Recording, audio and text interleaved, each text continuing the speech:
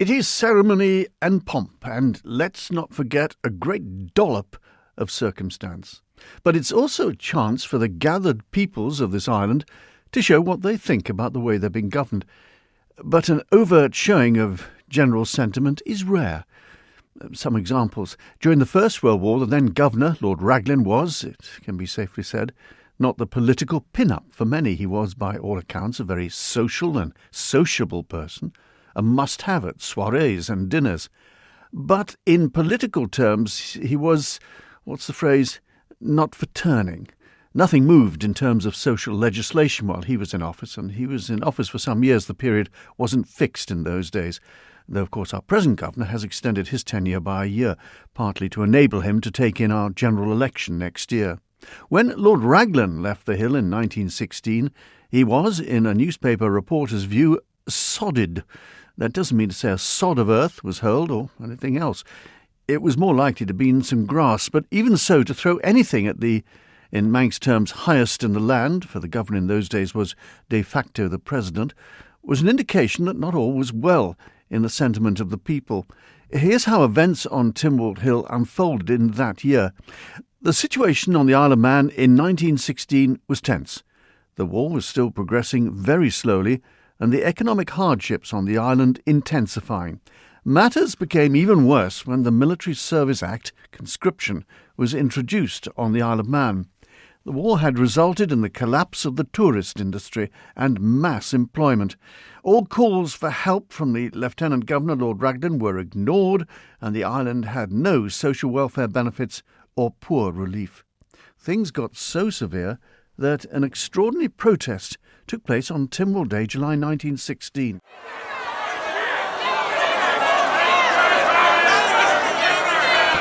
An angry crowd of 2,000 men and women came to protest against Lord Raglan, who they claimed was a tyrant and a dictator. The crowds booed, jeered, and demanded reforms under the slogan, "Raglan must go." Placards and badges bearing the slogan were widely distributed. Lord Raglan, apparently unswayed by the hostile crowds, continued to walk amongst the rushes to Tynwald Hill.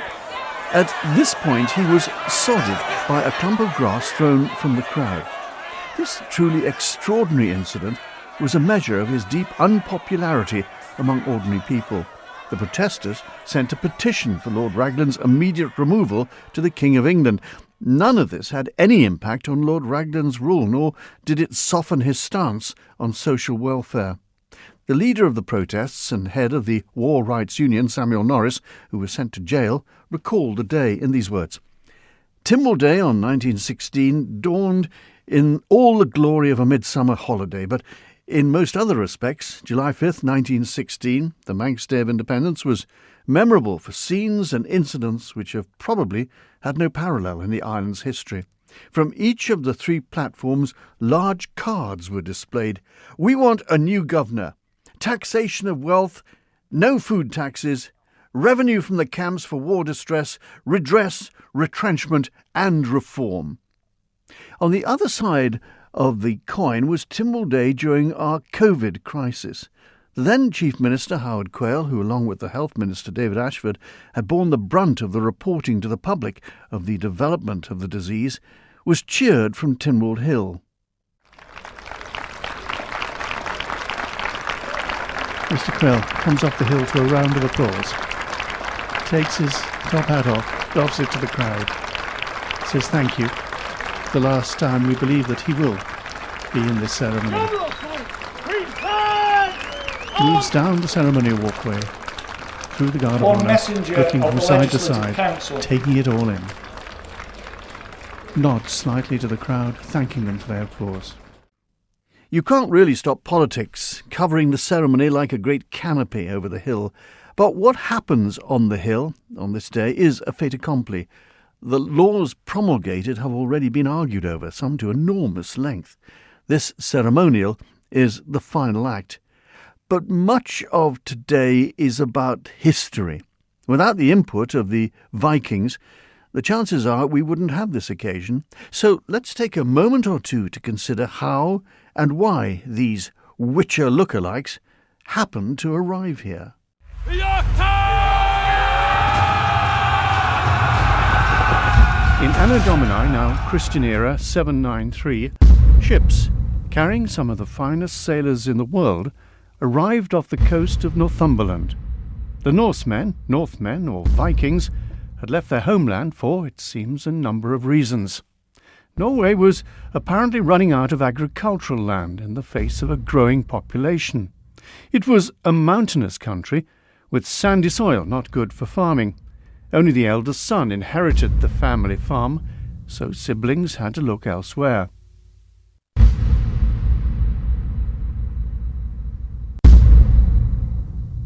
Vikings, like the Spartan people of Greece, put great value in physical prowess, in fighting ability. They may have come before, but the attack on the monastery at Lindisfarne was particularly vicious. A sudden assault from the sea, with the monks slaughtered, drowned or enslaved, and the church treasures seized.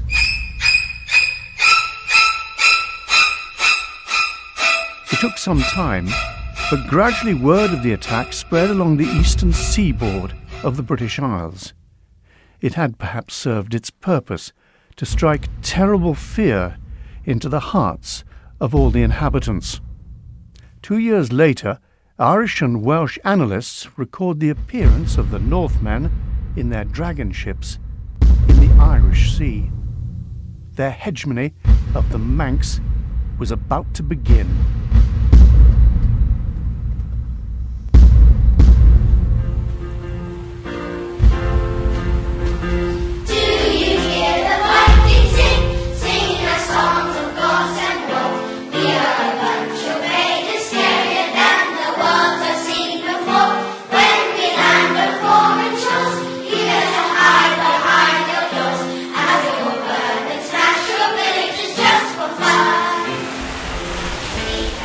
It may be the subject of a school children's concert these days, but back then the glimpse of sails on the horizon probably would have caused panic.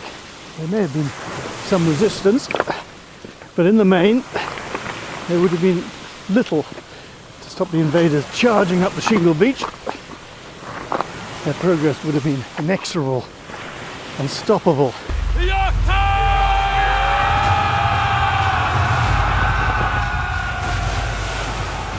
They were fighting men up against the villagers, fishermen. The Norsemen stretched their ambitions towards Europe and also to the west. The Isle of Man was in an ideal position to profit from trade between Ireland and the Scottish Islands. It was on the sailing route between Scandinavia and Ireland, and as today, it's a green and pleasant land, ideal for farming and settlement, very alluring to the new arrivals. And arrive is what the Vikings did, we believe, for the first time here in 798. The Norwegians were thought to come down the Western Isles, while the Danes came down the eastern coast of Britain. We still find in common use the Norwegian terms fell, garth and gill on this side of Britain. They soon found a small islet just off the west coast of Peel, ideal to develop as a fortified base. That became, of course, Peel Castle. As they consolidated control, they brought their system of parliament, or tings. There were tings already elsewhere. The Tingvillia and the Log Ting in the Faroes. Ting means assembly, a gathering in which laws were made official. And ignorance of the laws wasn't an excuse. The people were expected to be at these assemblies and therefore be aware of any laws that might apply to them.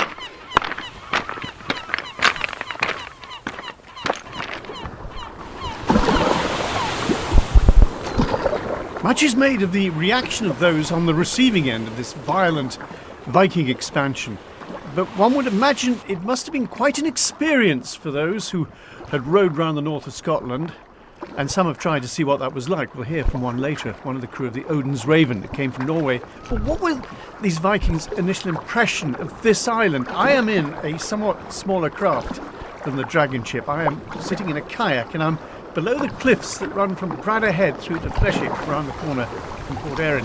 Today it's blue skies and a breeze, the sea's a little choppy, and a bit of a swell crashing waves against the rocks. But When these cliffs up above my head, and they come magnificent, are shrouded in mist, they look truly forbidding, truly scary. Those newly arrived wouldn't have known much about this place, apart from talks they'd heard. They didn't know who the inhabitants were, what they wore like. Was there a beach where they could draw their boats up? If the fog was down, they would have been groping their way carefully up this coast. The crew, we get the impressions they were all fearless. Well, one or two might have been those that were left with little option but to leave home, as there was no real place for them there. There was no land for them to farm. They had to go and look for somewhere else. They may have been deeply apprehensive, scared even. Yes, scared probably. This is a mighty place. The cliffs are ponderous in their mass. The grasses come tumbling down their side. Presumably they're much the same as they would have been then. There would have been as there are now. Seals! They're over there. There are guillemots. There's a group of them over there on the water. Basking sharks. I haven't seen any today. Probably they were around. Even whales, orcas, and lots of fish.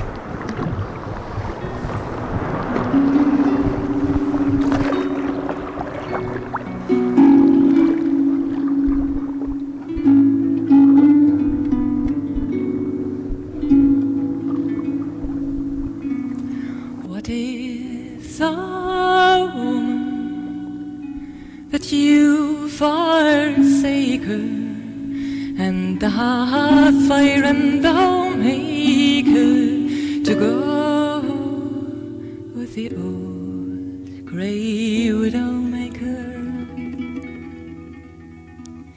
She has no house to lay her guest in, but one chill bed for all to rest in, that the pale suns and the stray birds nest in.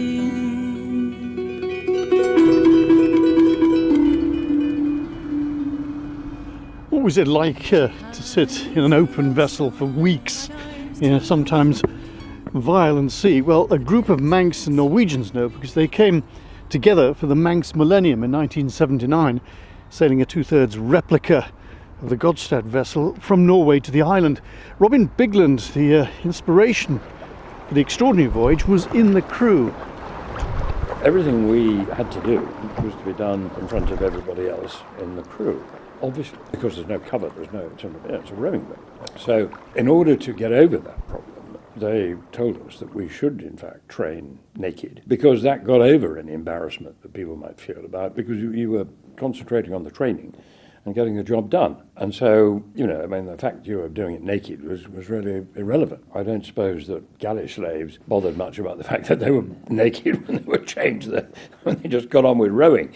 So, it was just a sensible thought, because, you understand that all bodily functions and things have to be completed in front of other people. But if you don't make sure that, you keep yourself okay in that respect, you'll get ill. So, we were 31 nights at sea. So, you have to be sure that you train properly, and nobody better than the SBS to do that and train you. So when you set off, did the romance fall away quite quickly, and you sort of turned into mission mode, if you will, and started focusing on what you had to do? You're damn right it fell away quickly, because we were, no sooner had we got down the fjord from Trondheim to the open sea, we got about 20 miles out. And the only vessel we saw really on the voyage, practically, because we were very low in the water, you don't see very far, was a fishing boat that came across to us, offered us some fish, and told us that they had a couple of sister ships that were making haste to get back to a place called Öresund, around Stad Point. And because there was a very large storm coming, and we were heading straight into it, so we didn't know that was the case, albeit we'd taken obviously we tried to get some weather condition information. But, things were not like they are today. You couldn't just use your whatever equipment such as we have today. All we had was a compass, which is basically what the Vikings had in effect. They had a lodestone that would point north. And anyway, we hurried into Öresund and rode out, were able to ride out the storm there, but it was a serious one. So yes, we were pretty quickly disabused of any romantic visions of sailing into the sunset and all that kind of stuff. Yeah, great. Later, things did get somewhat better, but we had a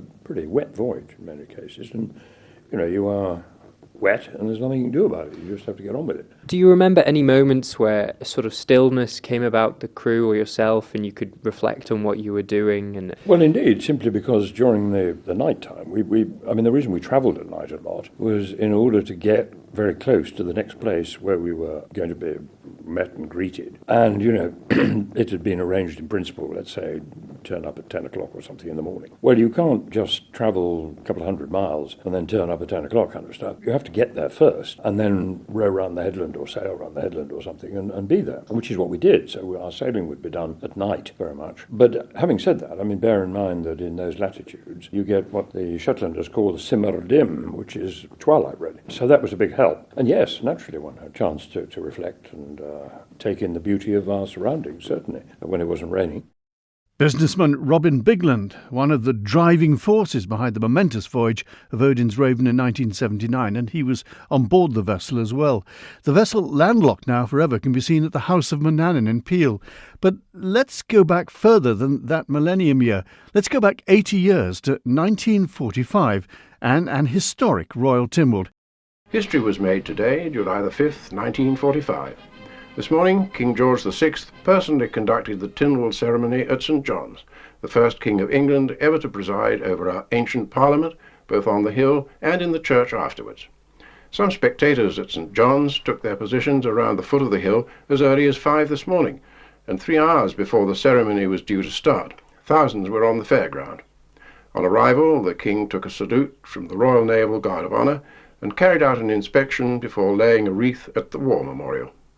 The church service followed the accustomed form of a shortened matins and was taken by the Reverend Lamb, who is still serving in the RAF and had flown in from his station for the service.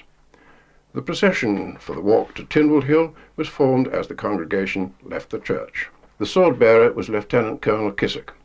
When all were seated on the hill, the King directed Deemster Farrant to have the court fenced. The coroner for Glenfaber is J.J. Lewin. Learned Deemster, direct the court to be fenced. Coroner of Glenfaber, fence the court. I fence this court in the name of our most gracious Sovereign Lord the King. I charge that no person do quarrel, brawl, or make any disturbance, and that all persons answer to their names when called. I charge this audience to witness this court is fenced. I charge this audience to witness this court is fenced. I charge this whole audience to bear witness. This court is now fenced. There was a departure from the usual custom of the coroners handing in their rod of office. This year, all 6 proceeded together up the mound to hand them over to the King before reappointment and then being sworn in. The scene is described by David Southwood. Now the outgoing coroners, having taken off their silk hats, walk up the steps to the top tier of Tynwald Hill to surrender their staves of office to His Majesty the King.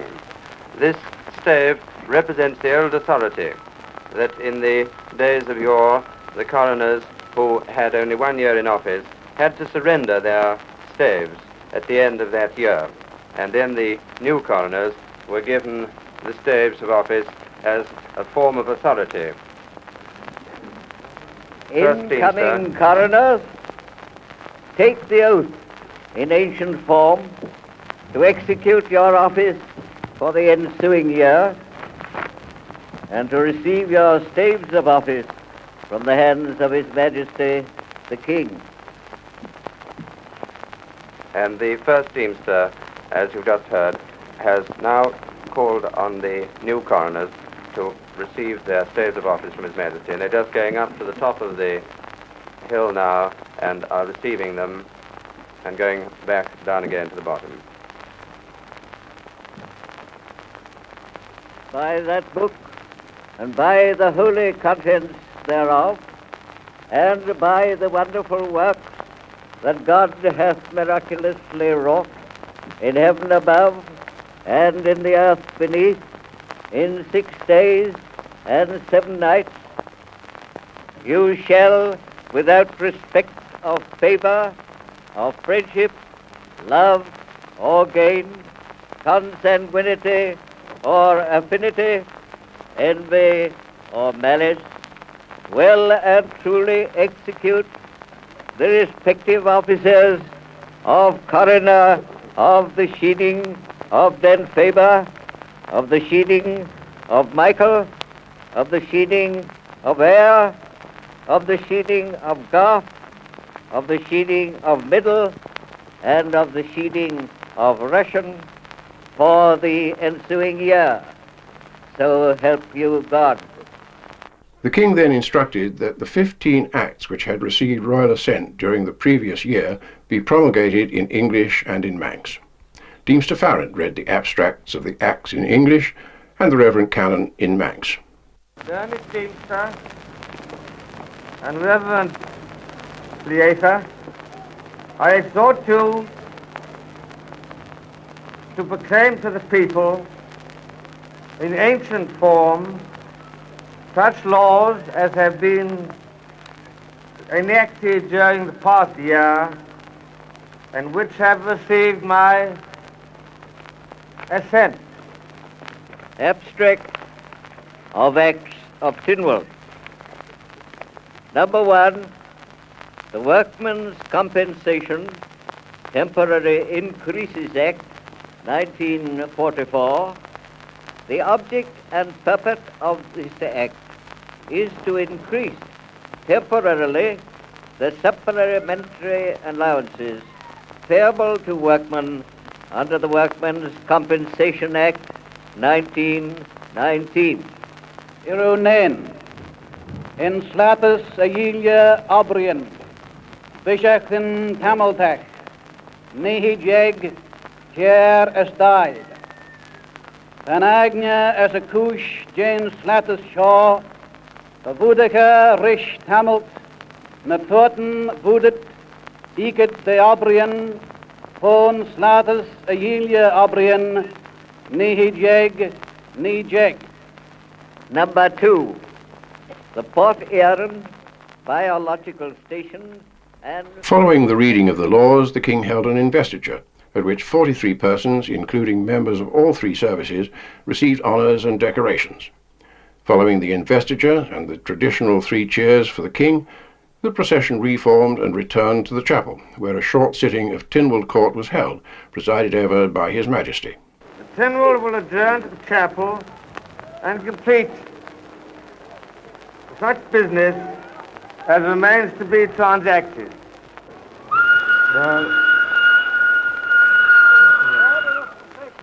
Mr. Speaker and gentlemen of the House of Keys, the first business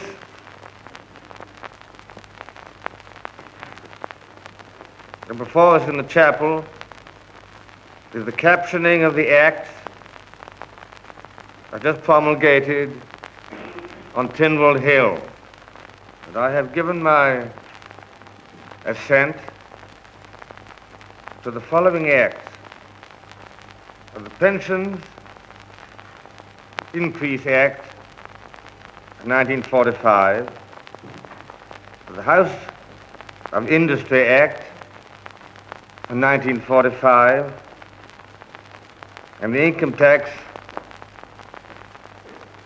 Amendment Act of 1945. The king then addressed the Manx people. The Queen and I are deeply touched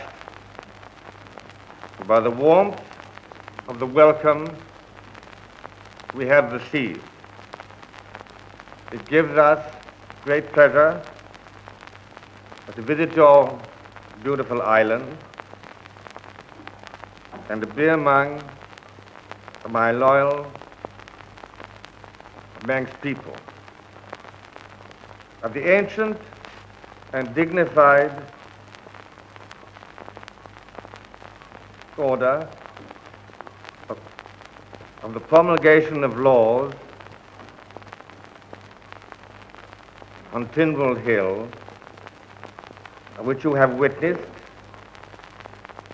dates from long before a written record, but has for centuries preserved its characteristic ritual. From the time of the Norse kings to the present day, that never before has the King of England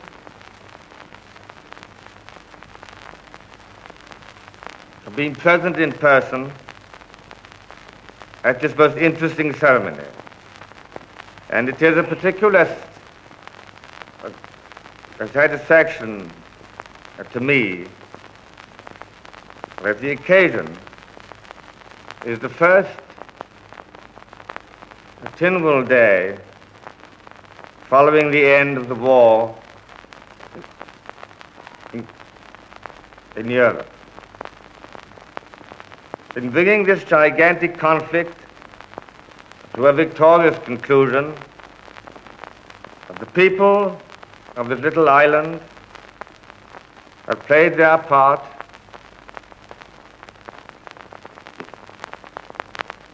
by land, by sea, and by air. Your homes have been spared the ravages of war. But, in common with all my peoples, you have had great anxieties. You are now faced with the task of rebuilding your prosperity. It is my heartfelt wish that under God's providence you may enjoy the blessings of peace. Your Excellency, my Lord Bishop, gentlemen of the Council, Mr. Speaker, and gentlemen of the Keys, that concludes our business for today. Tynwald is adjourned till 11 o'clock on next Tuesday at its usual place of meeting. The Council will now retire, and the Keys will remain to transact such business as remains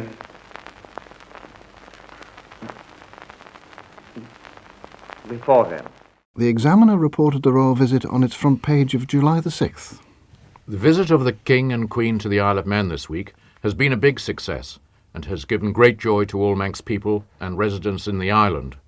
The weather has not been too well behaved. Manannan's royal mantle of sea mist, which upset arrangements from the outset and necessitated a sea journey for their Majesties in place of the proposed trip by air, has persisted during their visit and deprived them of the opportunity to see much of the Manx countryside. Everywhere they have gone, their Majesties have been met by enthusiastic crowds who have, in no uncertain manner, demonstrated the loyalty there is in the island for the royal sovereign. Miss Jean Thornton-Dewsbury paraded in Ramsey with her girl guides. I was out with the guides in Parliament Square, and rather to my horror, she signalled that she was coming to speak to us. So she did, and asked what company we were, and she smiled and looked so kindly at each girl. Each one thought she'd specially spoken to her, you know.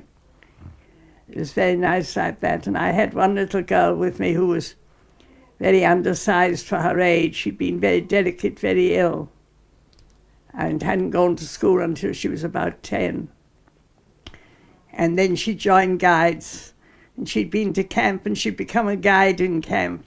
And she spoke to them all. Then she moved on down the line, and when I looked down, this little girl was looking up at me, and her face was absolutely transfigured.